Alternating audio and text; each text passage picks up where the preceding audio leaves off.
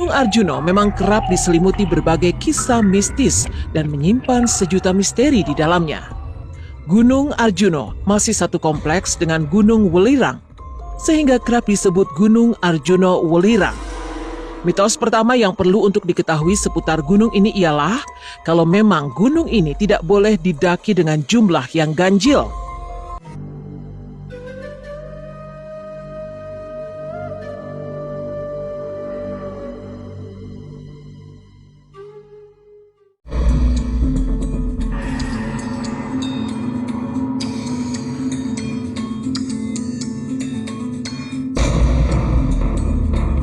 Apakah Anda mengetahui kalau di Indonesia ini terdapat banyak gunung dengan mitos yang cukup membuat merinding? Percaya atau tidak, ternyata hal tersebut bukanlah sebuah isapan jempol belaka. Karena Gunung Arjuno merupakan salah satu buktinya. Gunung yang memiliki ketinggian sekitar 3.339 meter di atas permukaan laut ini memang merupakan gunung yang angker.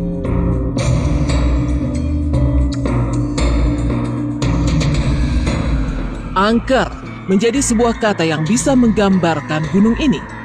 Namun, gunung ini masih memiliki daya tarik untuk para pecinta alam mendakinya. Dan tentu saja dengan pengalaman mistis yang mereka temui. Sebelum menginjakan kaki ke sana, sebelumnya Anda harus mengetahui dulu mitos dan larangan gunung yang terdapat di banyak situs peninggalan kuno ini.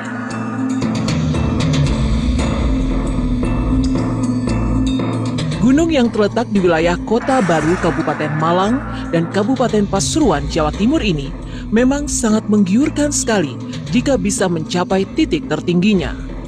Konon, gunung ini juga terkenal sebagai tempat pemujaan sejak Kerajaan Singosari hingga Kerajaan Majapahit.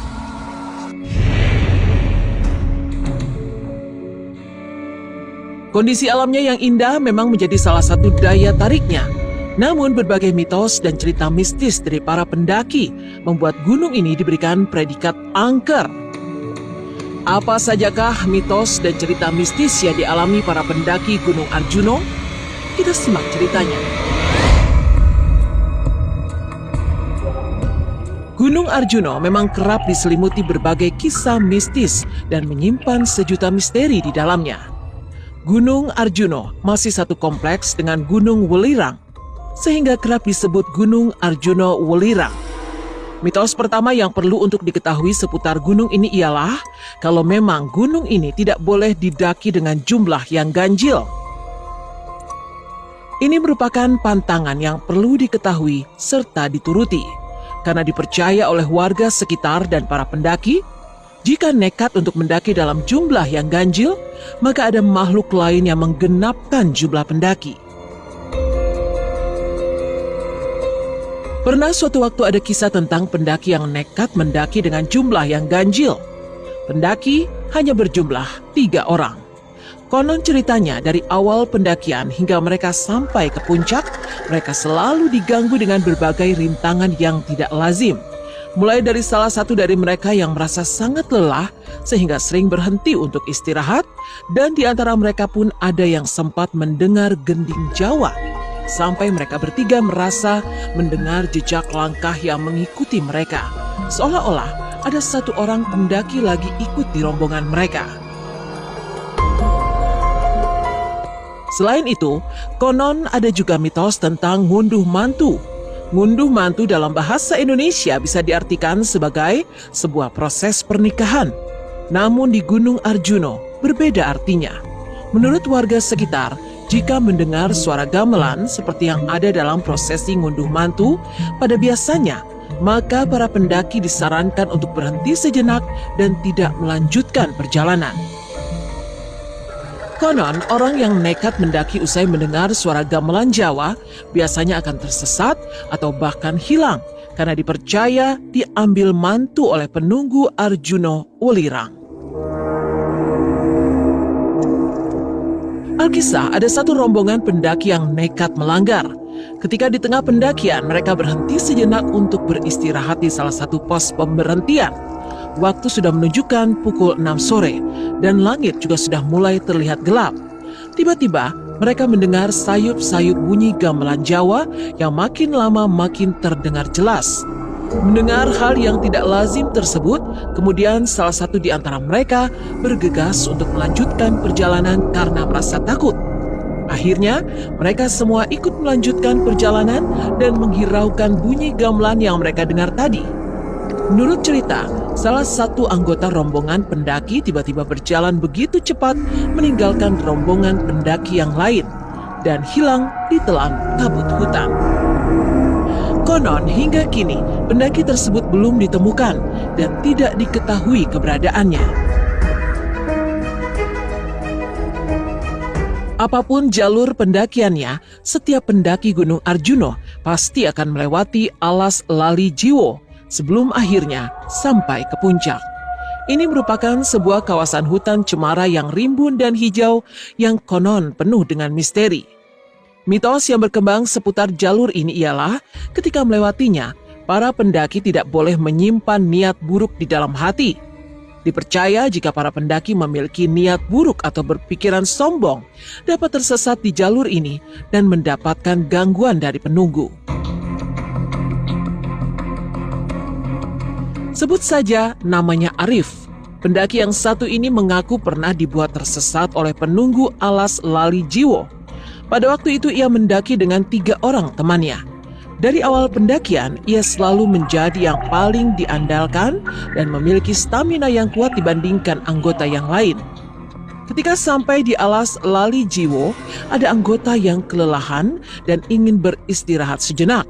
Namun Arif malah mengejek salah satu pendaki itu dan menunjukkan sifat sombong. Merasa dirinya masih kuat untuk melanjutkan perjalanan, kemudian Arif melanjutkan perjalanan sendiri dan akan menunggu di pos selanjutnya.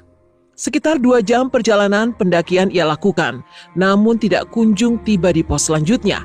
Padahal pos selanjutnya hanya berjarak 10-15 menit.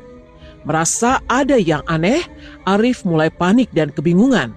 Pikirannya mulai tidak fokus dan mulai melihat sesuatu yang tidak lazim.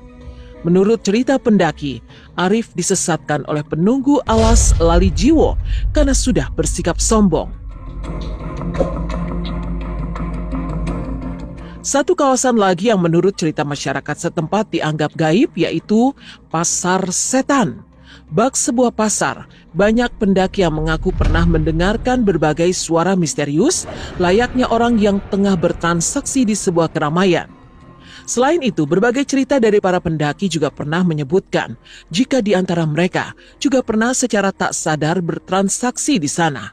Salah satu cerita turun-temurun yang terkenal di kalangan para pendaki adalah cerita tentang seseorang yang membeli sebuah jaket di Pasar Setan. Pendaki itu kemudian meninggal setelah pulang ke rumahnya.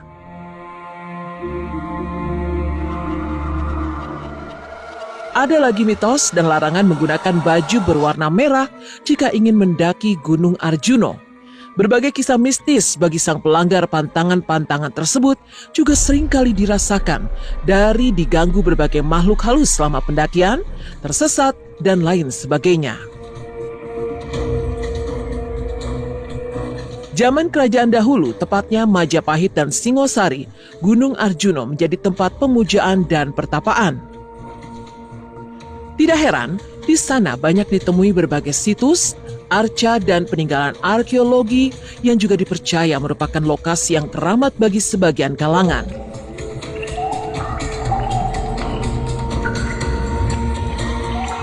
Kurang lebih terdapat 10 tempat yang biasa dijadikan pemujaan atau ritual yang terdapat di sepanjang lereng Gunung Arjuna.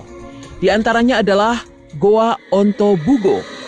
Masyarakat setempat meyakini bahwa tempat ini dijaga ketat oleh seekor ular naga. Goa yang berada di bawah tebing batu menghadap utara dengan kedalaman 1,5 meter ini merupakan pos peristirahatan pertama menuju puncak Gunung Arjuna. Setiap Jumat Legi, khususnya pada bulan Ashura, Goa Onto Bugo banyak dikunjungi oleh para peziarah. Setiap Jumat Legi, khususnya pada bulan Ashura, Goa Onto Bugo banyak dikunjungi oleh para peziarah untuk melakukan sebuah ritual. Para peziarah biasanya akan membakar dupa serta menabur bunga 3 warna yang digunakan untuk sesajen. Kemudian para peziarah tersebut memulai untuk memanjatkan doa tepat di depan Goa Ontobugo. Lubang Goa Ontobugo sendiri sangat sempit untuk seukuran tubuh manusia. Namun jarang sekali ada yang masuk ke sana karena dikenal sangat keramat. Konon saat memasuki lubang Goa Ontobugo tersebut, arwah manusia bisa terlepas dari raga untuk sesaat.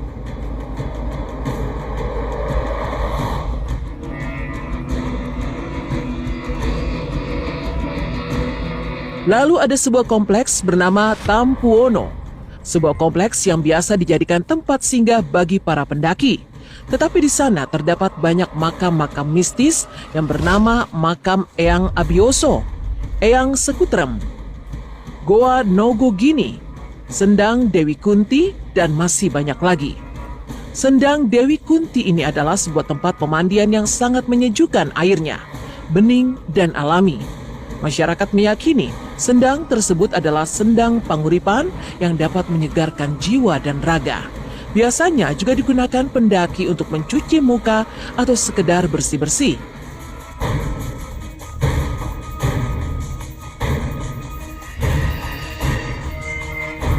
Selanjutnya ada juga kompleks candi bernama Kompleks Candi Jawa Dipa, Eyang Semar, Sepilar, dan Makuntoromo. Di Kompleks Candi Jawa Dipa, Anda akan menemui banyak candi-candi ukuran tanggung hingga mini yang bernilai seni tinggi. Eyang Semar merupakan area yang terdapat banyak patung-patung, seperti di sekitar tangga, mulai dari Candi Jawa Dipa hingga turun ke patung-patung Punokawan. Konon pada zaman dahulu Arjuna pernah melakukan pertapaan yang sangat lama di sebuah gunung Jawa Timur. Di tengah-tengah pertapaannya, Arjuna mendapatkan kekuatan yang sangat besar. Cahaya keluar dari dalam dirinya, dan seketika membuat dunia menjadi porak-poranda. Merasa khawatir, akhirnya para dewa mengutus satu dari mereka, yaitu Batara Ismaya, atau kita kenal dengan sebutan Semar. Dengan kekuatan saktinya, Semar memotong puncak gunung tempat pertapaan Arjuna dan membangunkan Arjuna dari pertapaannya.